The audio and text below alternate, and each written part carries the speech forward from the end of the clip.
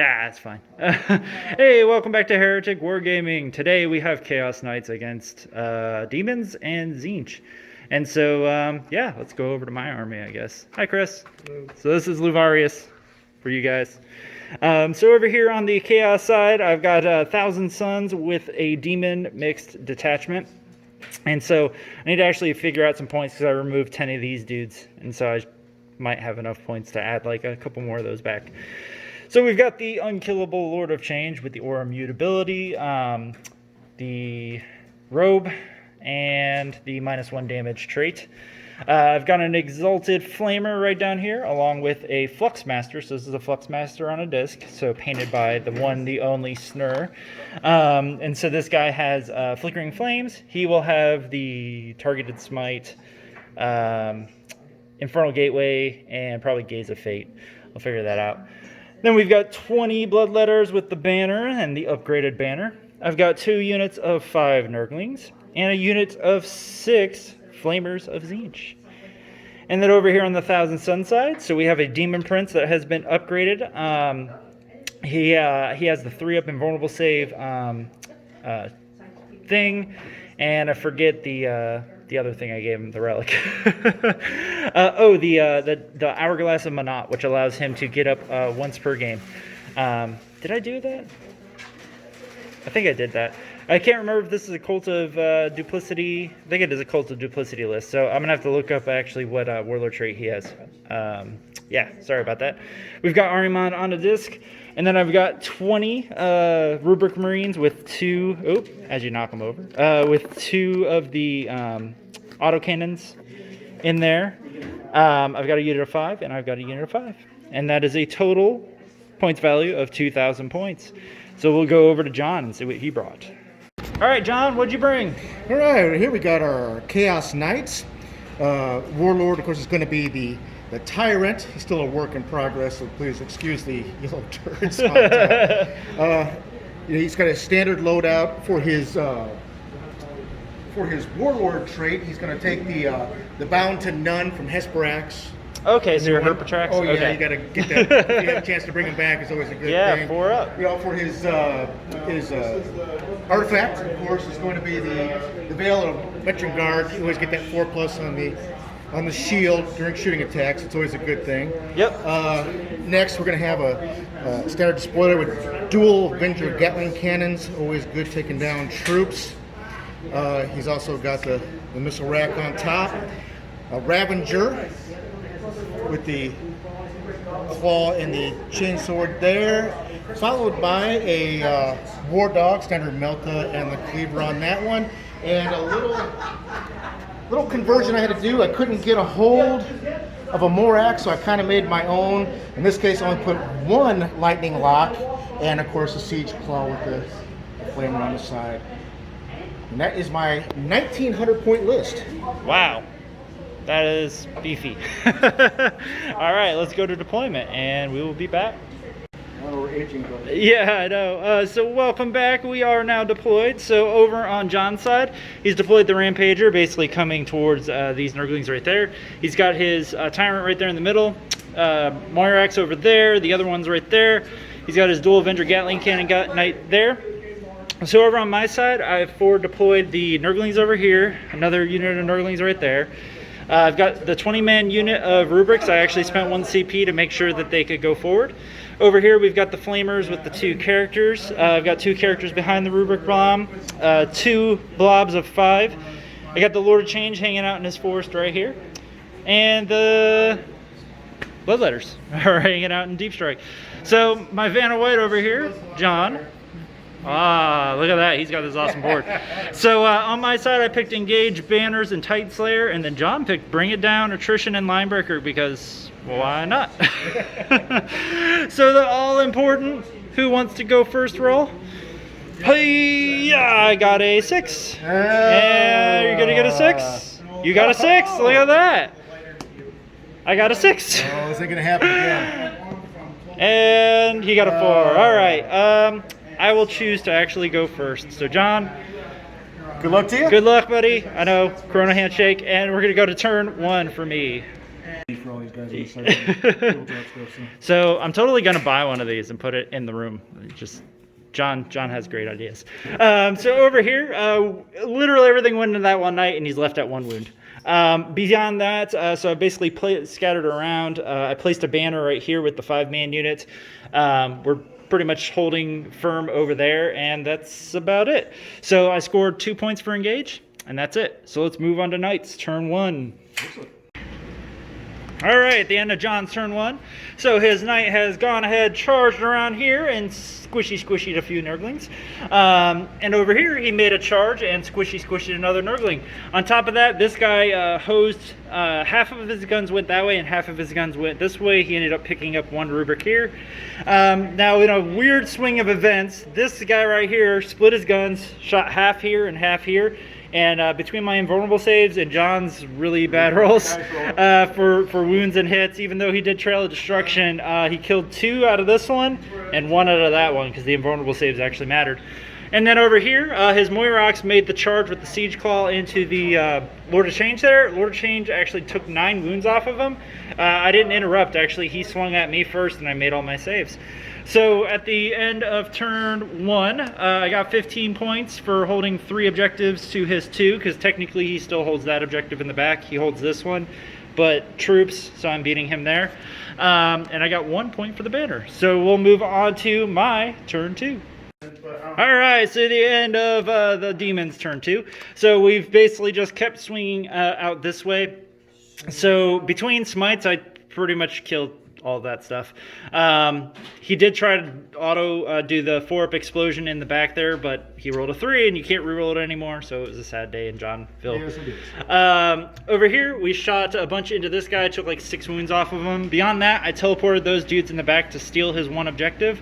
Yeah, because I stole that one already. So John has no objectives at the beginning of his turn, because I took that one from you and that one. Yep. So this is a problem with Chaos Knights, is that they can't hold objectives very well, especially when you have MSU. They can teleport around and steal objectives.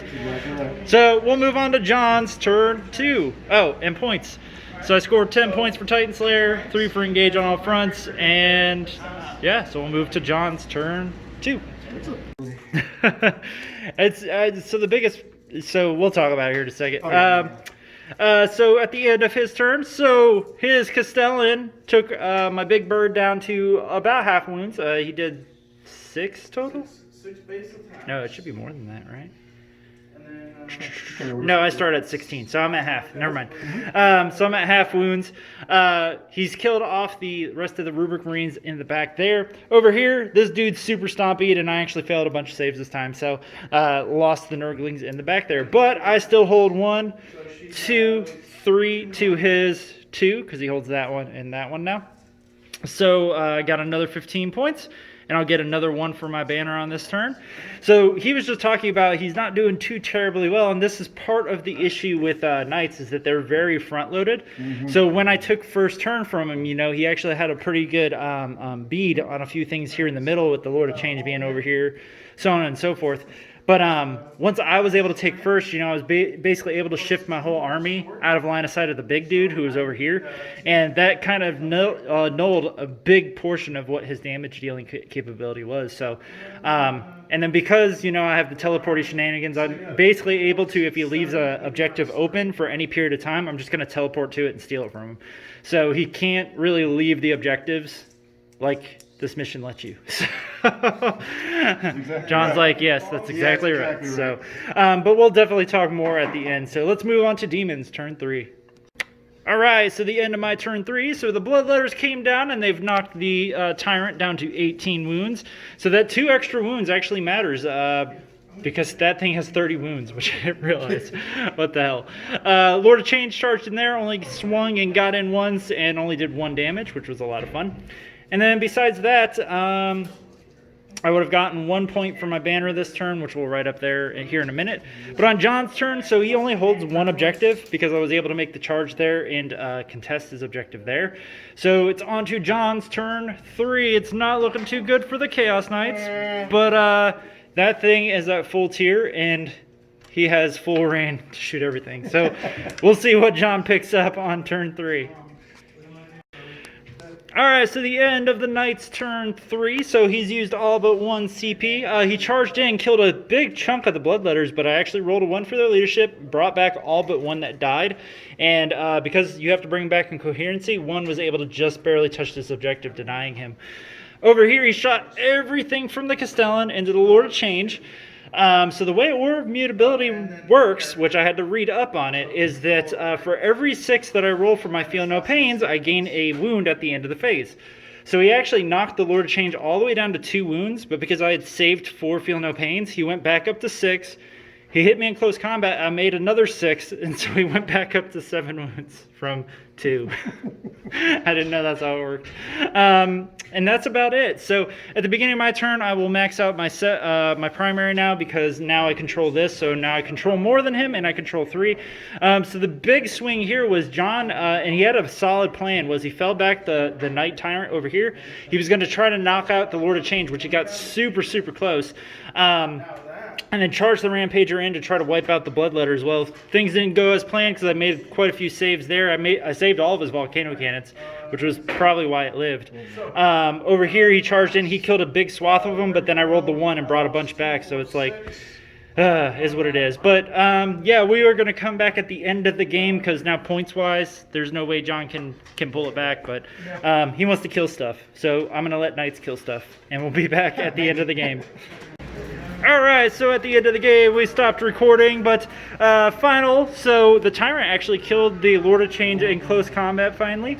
Over here, his big knight stomped most of the Bloodletters to death. There's like 3 left on the other side, but I was finally able to clean up with the Demon Prince once I got Diabolic Strength off, which was a good day.